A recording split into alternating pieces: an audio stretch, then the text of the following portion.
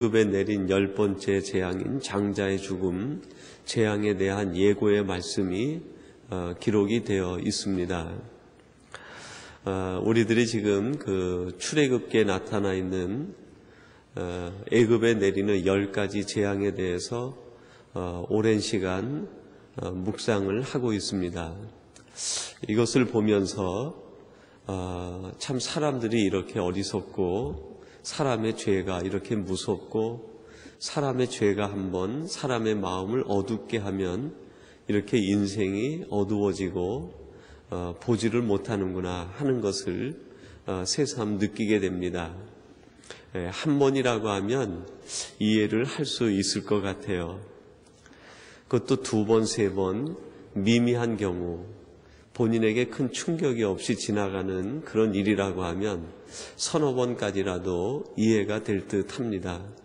그러나 그때마다 하나님께서 모세와 아론을 보내서 그 보여지는 현상의 의미가 무엇이고 뜻이 무엇이고 왜 이런 일이 일어나는지 그 바로와 신하들에게 일일이 가르쳐 주고 있음에도 불구하고 계속되는 하나님의 그 이적 앞에서 끝까지 인간의 교만을 꺾지 않는 그 모습을 보면서 우리 인간의 죄성이 이렇게 깊고 하나님에 대하여 어리석은 삶이 이렇게 어리석을 수 있을까?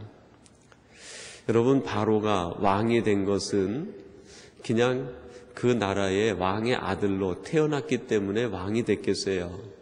그래도 남다른 지도력이 있고 남다른 지식이 있고 남다른 다른 사람과 구별되는 특징과 무언가 장점이 있어서 왕으로 세움받은 것 아니겠습니까?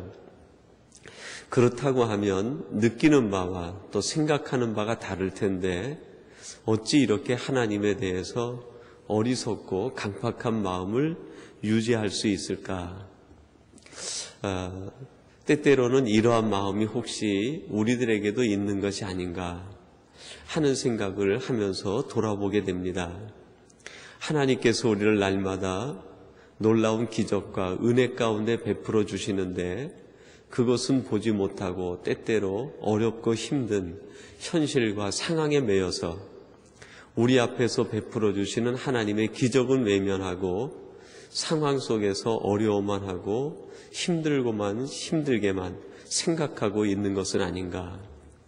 오늘 이 시간 이 말씀을 묵상하면서 우리들의 관심과 우리의 눈이 아주 작은 것이라 할지라도 하나님께서 베푸시는 기적과 하나님의 놀라운 섭리와 이적을 보면서 우리의 삶을 돌아보고 우리의 모든 신앙적인 삶이 더욱 하나님께만 연결되어 나가게 되기를 간절히 소망합니다.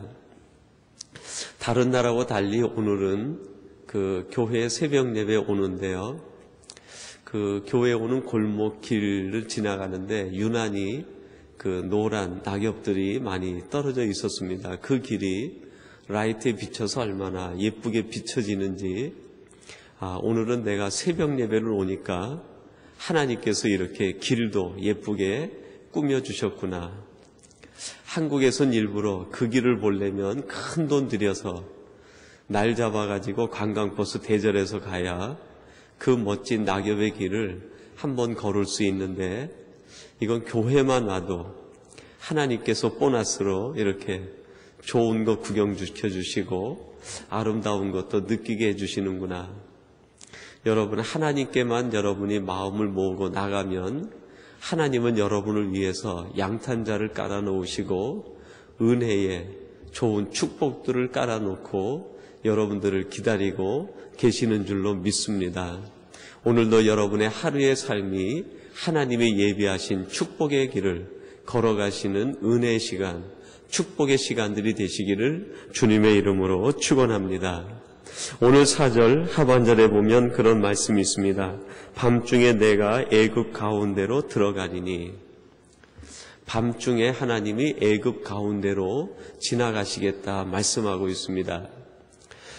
여러분, 여기에서 밤중이라는 것은 하나님께서 생각하시는 그 때를 의미하죠. 그 때가 되면 내가 그곳을 지나가겠다.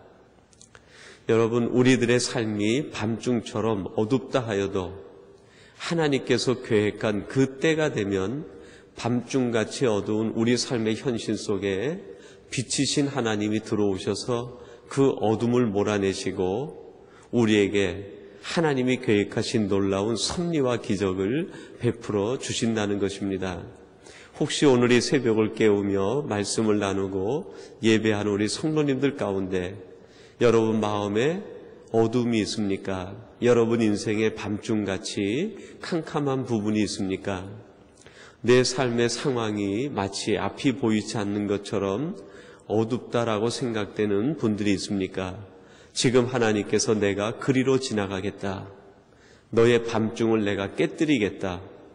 너의 어둠을 내가 모두 버려버리고 새롭게 하겠다고 하시는 하나님의 음성을 들으시고 여러분의 인생의 밤이 하나님의 간섭하신가 하나님의 임재로 말미암아 광명의 장소가 되고 빛이 가득 차게 되기를 주님의 이름으로 축원합니다.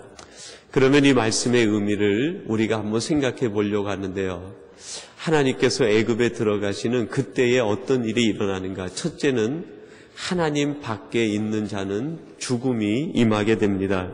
여러분 5절 말씀인데 우리 5절을 같이 한번 봉독해 보겠습니다.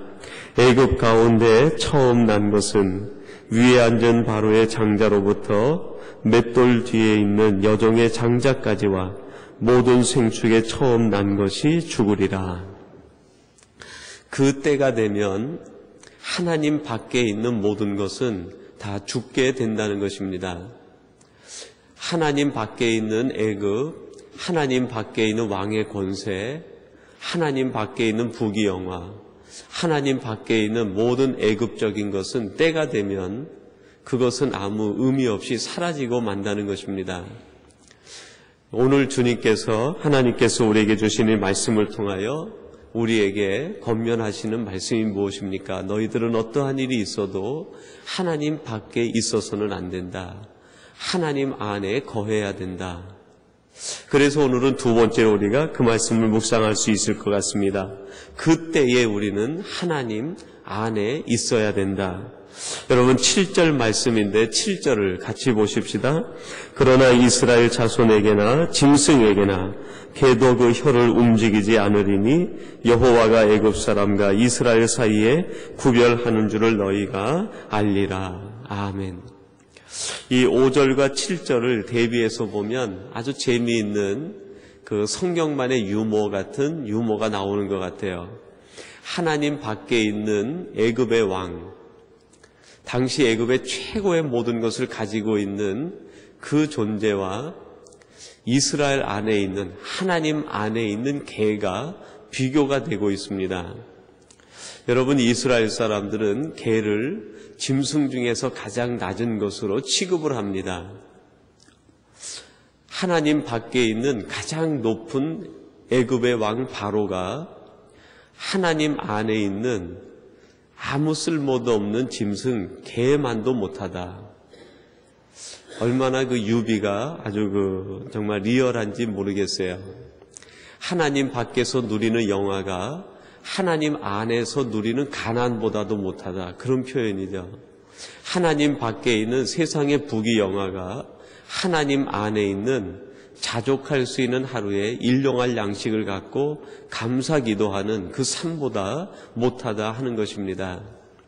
우리는 하나님 밖에 있는 애굽의 영화가 아니라 하나님 안에서 하나님과 함께 교제하고 하나님과 함께 대화할 수 있는 그 관계가 진정한 행복이요 참된 인간의 삶의 모습이라는 것을 이 말씀을 통해서 우리는 새삼 깨닫게 됩니다. 그때에 우리는 하나님 밖에 있는 존재가 아니라 하나님 안에 있는 사람들이 되어야 할 것입니다. 그리고 이 말씀은 마지막으로 우리에게 하나님은 그때가 되면 행한 대로 갚으시는 분이다 하는 것을 말씀하고 있습니다. 6절에 보니까 이런 말씀이 있습니다. 애굽 전국에 전무후무한 큰 곡성이 있으리라. 애굽 온 땅에 애굽 사람들의 곡성이 가득 차게 될 것이라는 것입니다. 여러분, 출애굽기 2장 23절에 보면 이스라엘 백성들이 이 애굽의 바로가 시키는 일로 인해서 얼마나 큰 고통과 눈물을 흘렸는지 모릅니다. 그것에 대해서 이렇게 말합니다. 이스라엘 자손은 고욕으로 인하여 탄식하며 부르짖으니 그 고욕으로 인하여 부르짖는 소리가 하나님께 상달한지라. 과거에는 이스라엘 백성들이 애굽의 바로로 인해서 큰 고통과 자신의 아이의 죽음으로 인해서 눈물을 흘리고 부르짖었지만 이제는 애굽 백성들이 애굽 온 땅에서 그 이스라엘 자손으로 인하여 그들이 눈물을 흘리고 큰 곡성이 있게 될 것이라는 것입니다. 바로가 한 그대로 하나님은 갚아주시겠다 하는 것이죠. 여러분, 이것을 통해서 우리가 생각할 수 있는 것이 무엇입니까? 우리는 어떠한 일이 있어도 우리 이웃에게 눈물을 흘리게 하는 일이 있어서는 안 되겠다. 하나님은 그것을 지켜보시고 그렇게 한 일에 대해서는 기억하시고 하나님께서 그 일을 다시 갚아주신다고 하면 우리들의 생활이 얼마나 힘들고 어려워지겠습니까? 그래서 우리 주님께서는 할 수 있거든 너희들은 원수까지라도 사랑하라고 그렇게 말씀을 합니다. 심판과 모든 되갚는 원수를 갚는 일은 하나님께 달린 것이니 그 모든 것은 하나님께 맡기고 오직 너희들은 호흡이 있는 동안, 살아있는 동안 서로 사랑하고 서로 이해하고 덕을 쌓고 좋은 것을 나누라고 그렇게 말씀을 하고 계십니다. 그리고 그때가 되면 하나님은 그 일을 기억하시고 우리들에게 좋은 것으로 갚아주신다고 말씀하고 있지 않습니까? 오늘 저와 여러분들이 오늘 하루 살아갈 때 우리는 그때를 생각하며 어떠한 일이 있어도 하나님 밖에 머무는 일이 있어서는 안 될 것입니다. 하나님 밖에 있는 세상의 부귀영화보다 하나님 안에 있는 개가 더 행복하다라고 하는 하나님의 말씀을 쫓아 오늘도 우리는 하나님 안에서 성령 안에서 그리스도 안에서 행하는 자가 되어야 될 것입니다. 그리고 우리가 하는 모든 하루의 삶이 그 누군가에게 웃음을 주고 기쁨을 주고 행복을 주고 위로와 소망을 주는 일이 되어야 될 것입니다. 하나님은 그것을 기억하시고 그때에 우리에게 은혜로 기쁨과 하나님이 예비하신 놀라운 은총으로 갚아주실 줄로 믿습니다. 이 모든 것을 예비하고 누릴 수 있는 그때를 생각하고 살아가는 오늘 하루가 되시기를 주님의 이름으로 축원합니다. 우리 같이 기도하겠습니다. 하나님 아버지 감사합니다. 우리 인생의 밤중에 찾아오셔서 우리 가운데 오시겠다고 말씀하신 아버지 하나님, 우리 마음의 불안과 절망과 어려운 문제 속에서 하나님 찾아오시기를 원합니다. 하나님이 오셔서 우리의 인생의 어둠을 물리쳐 주시고 우리의 절망을 희망으로 바꾸시고 우리의 어둠을 빛으로 바꾸어 주시옵소서. 하나님, 그때가 되면 애굽에는 큰 곡성과 심판의 날이 되리라고 말씀하신 주님, 저희들은 그날을 생각하면서 하나님 밖에 있는 존재가 아니라 하나님 안에 거하는 우리들이 되게 하여 주옵소서. 하나님 밖에서 그 어떤 것을 구하기보다는 하나님 안에서 만족하고 자족하며 하나님과 동행하는 삶을 살아가는 저희들 되게 하여 주옵소서. 또한 오늘 하루는 그때를 생각하며 살아갈 하루인 것을 기억하게 도와주시어서 하나님께서 우리를 지켜보시는 것을 바라보게 하셔서 하나님 마음을 기쁘게 하는 하루가 되게 하시고 오늘 순간순간들이 되게 하여 주시옵소서. 비리 우리 주변에 어려움 당하여 어두운 밤을 보내고 있는 많은 분들이 있습니다. 하나님 찾아가 주시어서 그 어둠의 요소를 제거하시고 그 깊은 밤중에 하나님을 만나는 놀라운 축복과 은혜가 임하도록 역사하여 주시옵소서. 이 새벽을 깨우고 예배하시는 우리 모든 성도님들을 기억하사 하나님 앞에 드려지는 그 모든 기도와 간구들이 하나님 보좌에 상달되어지게 하시고 하나님의 응답을 듣는 역사가 이루어지게 하옵소서. 오늘도 저희의 모든 삶의 환경과 상황 속에서 하나님으로 인하여 기뻐하게 하시고 하나님 때문에 다시 일어서는 복된 날이 되게 하여 주옵소서. 예수님의 이름으로 기도하옵나이다. 아멘.